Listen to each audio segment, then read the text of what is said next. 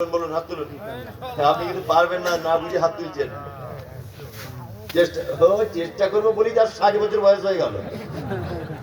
তোমাকে আমি চিনি না। বলছে ইনশাআল্লাহ। আর ইনশাআল্লাহ বলে বলে তো চুল দাড়ি পেকে গেল, কিছুই করতে পারলেন না। করতে পারলেন? কিছুই করতে পারলেন না।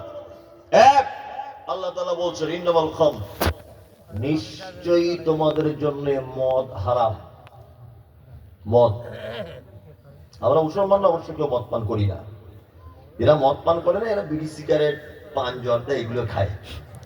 আবার কিছু কিছু হুজুর ফতোয়া দিয়ে দিয়েছে মকরু। এই মকরু বলেছে বলে এরা আরো জোর দিয়ে দিয়েছে। হ্যাঁ হ্যাঁ, সুযোগ পেয়েছে আর কি। আর হুজুর মকরু বলছে কারণ নিশ্চয় হুজুর খায়, এটাও একটা ব্যাপার। আমি বলছি একটা সাধারণ কথাতে বুঝুন, সাধারণ কথাতে, একদম গোদা বাংলাতে বুঝুন। শরীরের পক্ষে ক্ষতি হয় এরকম কোন খাদ্য ইসলাম পারমিশন দেয় না। শরীরের ক্ষতি হয় এরকম কোন খাদ্য ইসলাম পারমিশন দেয় না। তামাক জর্দা জাতীয় যত জিনিস আছে তার উপরে লেখা আছে খেলে ক্যান্সার হয়। ইসলাম এই খাদ্যের পারমিশন দিতে পারে? আপনারা বলুন, পারে? পারে না, পারে না, কখনোই পারে না। যত নেশার জিনিস আছে সব নেশার জিনিস থেকে দূরে থাকবে, সব নেশার জিনিস থেকে দূরে থাকবে। হুজুর যে বলছে মকরু, মকরুর বাংলা মানে কি? আসামি ভাষা তো আমি জানি না, বাংলাটা বলি। মকরুর বাংলা অর্থ হচ্ছে আপত্তিকর। কি? আপত্তিকর। যে জায়গাটা আপত্তি আছে সেই জায়গা তুমি যাবে কেন? সোজা রাস্তায় হাঁটো। আপত্তি আছে তুমি ওখানে যাবে কেন? সোজা রাস্তাতে হাঁটো তুমি। এখনো যদি চেক করা যায় এখানে মনে হয় 300 প্যাকেট বিড়ি পাওয়া যাবে। বেশি না? বেশি। একজন এখানে খুলে ভেঙে আমার সামনে বলে দেন তো যে আজ থেকে তওবা করে দিলাম। নাই, একজন বার করুন দেখি, তাহলে বলে বাঁকের কাটা করুন। পারবেন না, পারবেন না, অত সহজ নয়। আগের বছর শুনলাম এখানে কলকাতা থেকে কোন বক্তা এসেছিলেন, আর মোবাইলে মনে হয় এরা আমাকে দেখে বা আমাকে ভালো লেগেছে আমাকে নিয়ে এসছেন। আর এর আগের বছরে মানে আগামী বছরে আবার ভালো চয়েস করছে এখন থেকেই, যে বাজারে সব থেকে ভাইটাল কি চলছে এখন, তাকে আনবে। কত টাকা লাগবে? 80,000। আরে তাই দেবো, আপনি আসুন না দেখি, তবে মানবো না কিছু বললে। আপনি এসে বলে যাবেন আমরা নামাজ কালাম পড়বো না, মানবো না। এর নাম কি ইসলাম? বলুন। কলকাতা থেকে চলে এলাম, আবার 1 থেকে 1.5 ঘন্টা বক্তব্য দেওয়া হয়ে গেল। একটা লোককে এখন এক বান্ডিল বিড়ি বার করে ভাঙতে পারলো না। তার মানে বুঝতে হবে আপনার ইমানের পোকা লেগেছে। আপনার ইমান নেই, পোকা লেগেছে ইমানে, আপনার পোকা লেগেছে আপনার ইমানে। কি বললাম বুঝতে পারছেন তো? অথচ আল্লাহ সুবহানাহু ওয়া তাআলা বলছে তোমরা যারা ঈমান এনেছো নিশ্চয়ই তোমাদের জন্য নেশার জিনিস হারাম। আল্লাহ বলছেন মানা যাবে না। ও লাউ আর কবির হাদিস মানবে। অলবাইসি, জুয়া খেলা হারাম। জুয়া বোঝেন? লটারি টিকিট টিকিট কাটে, আসামের লোক লটারি টিকিট কাটে। হ্যাঁ, ফুটবল ক্রিকেট খেলা হয়।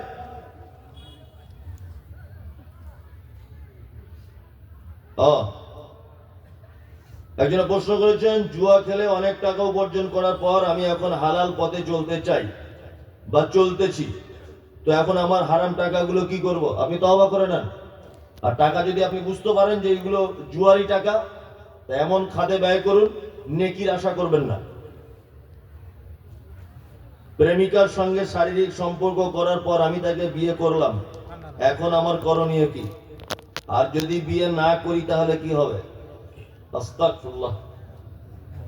বলছি তুমি এমন এক প্রশ্ন করেছো, তুমি প্রেমিকার সঙ্গে শারীরিক সম্পর্ক করার পর আমি তাকে বিয়ে করলাম, এখন আমার করণীয় কি? আর যদি বিয়ে না করি? এ আবার কেমন প্রশ্ন? তুমি তো আগে বলেছো বিয়ে করলাম। হ্যাঁ, শুনুন একটা কথা বলি, একটা কথা প্রথমে বলি। যদি বিবাহের আগে কেউ ব্যভিচারে লিপ্ত হয় তাকে 100 বেত্রাঘাত মারতে হবে।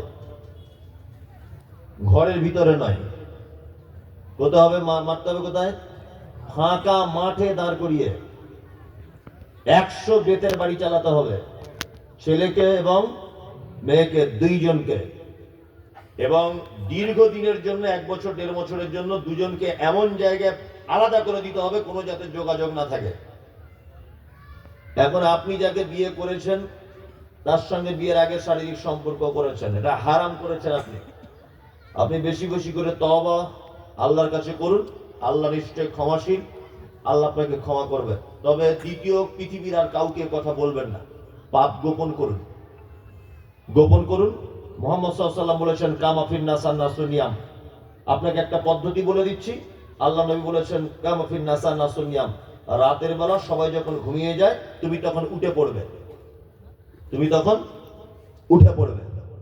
ওঠার পরে 2 রাকাত সালাত আদায় করবেন, মসজিদে হোক বা বাড়িতে 2 রাকাত নামাজ পড়ে দোয়া করতে শুরু করে দিবেন, পাপের কথা স্মরণ করে, যে আল্লাহ আমি এই ভুল করেছি বিয়ের আগে, এর সঙ্গে তুমি আমাকে ক্ষমা করে দাও।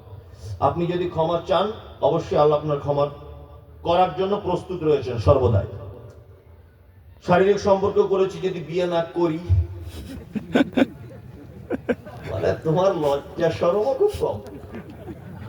শারীরিক সম্পর্ক করে বলছে বিয়ে যদি না করি, অবশ্যই এটা হারাম করেছেন, হারাম। এখন কি করা যাবে? দুজনে তওবা করে নেন, তার বাপকে বলে বিয়ে করে নেন, আর কি করবেন?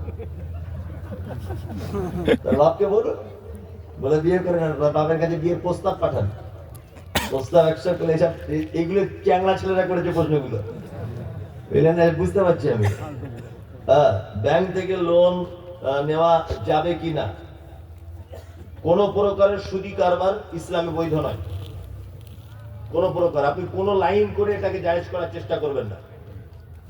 সহজ ভাষাতে বুঝে নেন, সুদ সম্পর্কিত কোন জিনিস জায়েজ নয়, কোন লাইন দিয়ে আপনি জায়েজ করার চেষ্টা করবেন না। যেটা পবিত্র আল কোরআনে স্পষ্ট ভাবে বলে দেওয়া হয়েছে, সেটা কোন রকম কোন পদ্ধতিতে আপনি জায়েজ করার চেষ্টা যদি করেন তাহলে আপনার ঈমানের খাতরা হবে, মনে থাকে জানো। কি বললাম বুঝলেন? জি, লোন করার প্রয়োজন নেই। আপনি লোন করছেন মানে কি? আপনার চাহিদা বেড়েছে, চাহিদা কমান, চাহিদা কমান, অল্পতে সন্তুষ্ট হন। কি বললাম বুঝলেন? বড় ব্যবসা করার দরকার কি? চকলেট ব্যবসা শুরু করুন কাল থেকে, 4টে করে চকলেট এক জায়গায় প্লাস্টিকে বেঁধে বাজারে বাজারে ঘুরুন, 10 টাকা করে প্যাকেট বিক্রি করুন। লোন করে ব্যবসা করতে হবে কেন? ছোট ব্যবসা করুন, মাছের ব্যবসা করুন, সবজির ব্যবসা করুন, 2000 টাকা পুঁজি লাগিয়ে, আল্লাহ দিলে ওর থেকে অনেক কিছু হবে।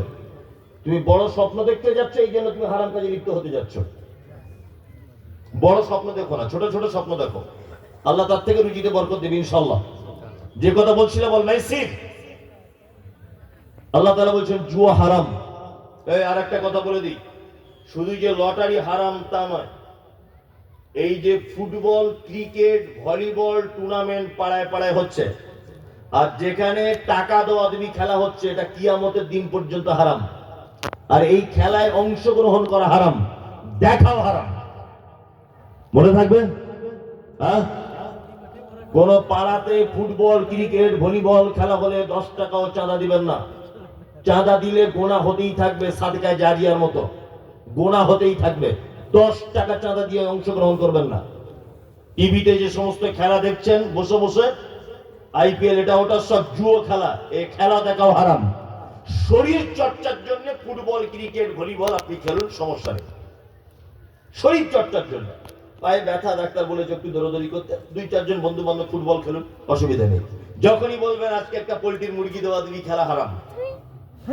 যখনই বলে দিবেন একটা দেশি মুরগা দেওয়া দিবি, খেলা হারাম। যখনই বলবেন আজকে রাতের বেলা 1 প্লেট করে চাউমিন খাওয়া হবে, যারা হারবে তারা চাউমিন খাওয়া হবে, হারাম। কোনো কিছু বিনিময়ে চলবে না। আল্লাহ সুবহানাহু ওয়া তাআলা জুয়াকে হারাম করে দিয়েছেন। আর একটা কথা বলি, মুসলমানরা বর্তমানে কিছু মুসলিম আছে তারা তাস খেলে। আচ্ছা আচ্ছা, আসামে খেলে, এই বর্ষার দিনে বেশি হয়, ঝিপ ঝিপ করে বৃষ্টি হয়, কারোর গোয়াল ঘরে, কারোর দোকানের চালে, এখানে ওখানে বসে যা বন্ধু বান্ধব তাস খেলে। মুহাম্মদ সাল্লাল্লাহু আলাইহি ওয়াসাল্লাম বলেছেন, যে লোক যতক্ষণ ওই তাস বা জুয়ার জিনিস হাতে করে রাখে ততক্ষণ সে তার হাতকে শূকরের রক্তে ডুবিয়ে রাখে। লটারির টিকিট হাতে যতক্ষণ করে রাখবেন, শুকরের রক্ততে আপনার হাত ডুবিয়ে রাখলেন, এটা আল্লাহ নবী বলেছেন। মানে লটারির টিকিট যদি রাস্তাতে পড়েও থাকে কোনোদিন পুড়াবেও না, ওটা আমি ঘৃণা করি। আপনি মুসলিম, আপনি ঘৃণা করবেন। আল্লাহ তাআলা তারপরে বলছেন দেব দেবীর পূজা হারাম। সারা জীবনের 60 বছর বেঁচে থাকুন, 60 বছর একটা সেজদা যদি আপনি দেন, সেই সেজদাটা শুধু কার জন্য হবে? আল্লাহ। আল্লাহ ছাড়া কারোর জন্য সেজদা চলবে না। পীরতলা, গাছতলা, বাঁশতলা, দরবার, হুজুর, কোন দাতা বাবা, আল্লাহর ওলি, কোন জায়গায় মাথা নত করা চলবে না। শুধু এই মাথাটা কোন জায়গায় নত করা চলবে? আল্লাহ দরবারে। আল্লাহ ছাড়া কারো সামনে এইটা নত করা চলবে না, হারাম, কিয়ামত পর্যন্ত হারাম। যদি আপনি মাথা নত করে দেন, আজকে যদি আপনি কোন মাজারে গিয়ে সেজদা দেন, মাজারে আজকে, কালকে যদি আপনি মারা যান, আপনার ব্যাপারে কোরআনে কি বলা হয়েছে? আল্লাহ তাআলা বলছেন মা কানা লিন নবী, হাদিসে ওটা আছে, কি বলবেন? মা কানা লিন নবী ওয়াল্লাযিনা আমানু আইয়াস্তাগফিরু লিল মুশরিকিন ওয়ালাউ কানু উলি কুরবা। আছে সূরা তাওবাতে আছে, খুলে দেখবেন। আল্লাহ তাআলা বলছেন এই জায়গাটা যারা অন্য জায়গায় সেজদা করে দিল তারা মুশরিক। তারা কি? মুশরিক। আল্লাহ বলছে নবীকে আপনিও তাদের জন্য কোনোদিন ক্ষমা প্রার্থনা করবেন না, আর ইমানদাররা যেন তাদের জন্য ক্ষমা না চায়। আইয়াস্তাগফিরু লিল মুশরিকিন ওয়ালাউ কানু উলি কুরবা। সেই লোকটা যদি তোমার নিকট আত্মীয় হয়, তবুও তার জন্য ক্ষমা প্রার্থনা করা যাবে।